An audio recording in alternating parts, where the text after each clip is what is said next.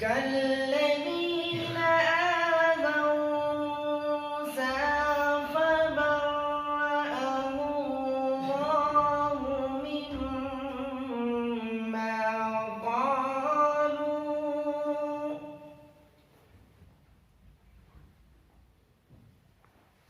وكان عند الله وجيها.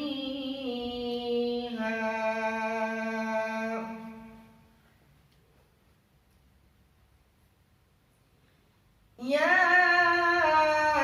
أيها الذين آمنوا اتقوا الله وقولوا قولا سديدا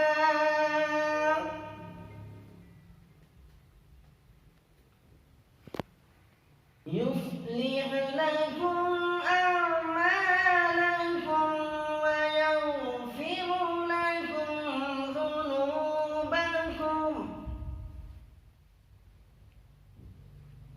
ومن يطع الله ورسوله فقد فاز فوزا عظيما.